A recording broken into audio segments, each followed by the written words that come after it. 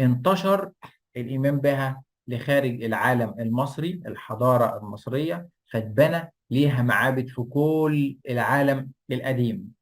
فنلاقي إن بعد الفترة المصرية القديمة ما خلصت، وبعد البطالمة ما حكموا، فضلت الإيمان بإيزيس موجود، وفضل يتبنى لها المعابد، ومنها معبد فيلة.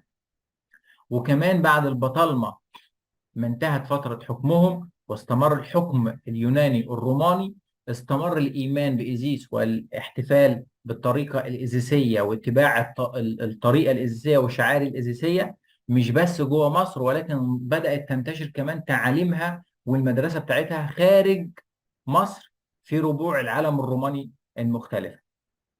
بداية الانتشار بتاعها خارج مصر كان بعد فترة عصر الامبراطور اغسطس اوكتافيوس، اللي هو يعتبر اللي انهى الحكم البطلمي في مصر بعد دخوله مصر، وبعد وفاة كليوباترا ومارك انطونيو. جه اغسطس اوكتافيوس وعارف قد ايه الطرق المصريه القديمه، والايمان المصري القديم قوي جدا وليه سيطره كبيره قوي على الشعب المصري، وفي نفس الوقت كمان مكانه في العالم القديم.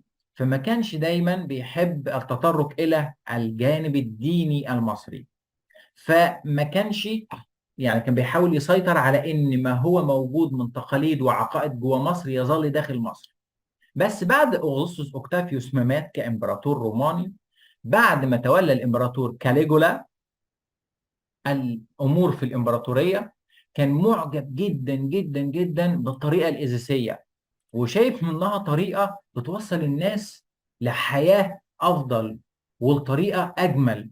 وشاف عظمه الملوك المصريين القدماء ومن بعدهم البطالمه، واحترامهم للتقاليد والتعاليم بتاعت ايزيس هو السبب ورا شهره وبقاء والإترنيتي وخلود هذه الملوك. فعمل ايه؟ قرر انه يتبنى الطريقه الايزيسيه لدرجه ان هو راح باني معبد لايزيس فين؟ في روما، وبنى عدد من المعابد في ربوع إيطاليا. منطقة إيطاليا حاليا يعتبر كانت منطقة العاصمة الرومانية زمان، وما يخص الإمبراطورية الرومانية من أراضي زي الأراضي بتاعة المملكة البريطانية حاليا دلوقتي، بدأ يبني معابد كتير لإيزيس، وتنتشر المعابد بتاع إيزيس من كاليجولا ومن بعده من الأباطرة.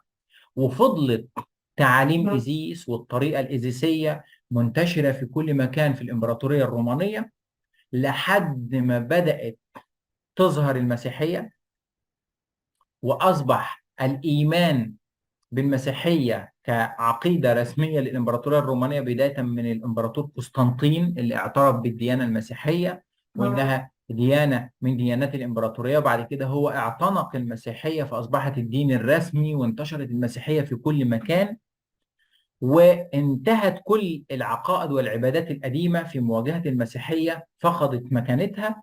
ولكن ظلت إيزيس وتعاليم إيزيس والطرق الإيزيسية مستمرة في كل مكان في الإمبراطورية الرومانية، لحد ما جه الإمبراطور جستنيان وبدأ إن هو يقفل كل المعابد اللي موجودة في كل البلاد وكل الحضارات وكل المعتقدات والفلسفات والمدارس الروحية القديمة. خلاص كل ده يتقفل، لا يوجد إلا المسيحية، وبدأ ينظر إليها على أنها ضروب من ضروب الوثنية. فجه الإمبراطور جستنيان وقفل آخر المعابد المصرية اللي كانت ما زالت بتحيي وتتبع الطرق الإيزيسية أو الطريقة بتاعت إيزيس وتعاليم إيزيس، على الرغم من المسيحية موجودة كل القرون دي معاها. الكلام ده كان فين؟ في القرن السادس، يعني بعد مرور 600 سنة على ميلاد السيد المسيح.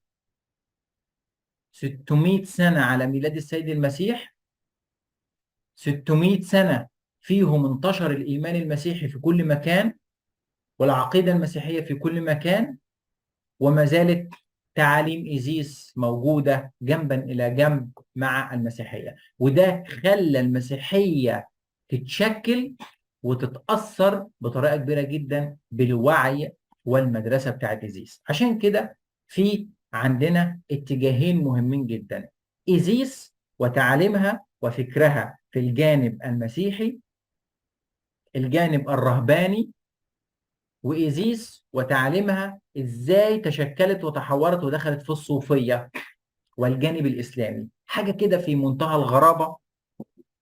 مقارنة بسيطة كده في السريع قبل ما ندخل في الجزئية التالية اللي هي متعلقة بقى بطقوس التربية الروحية والحاجات دي كلها.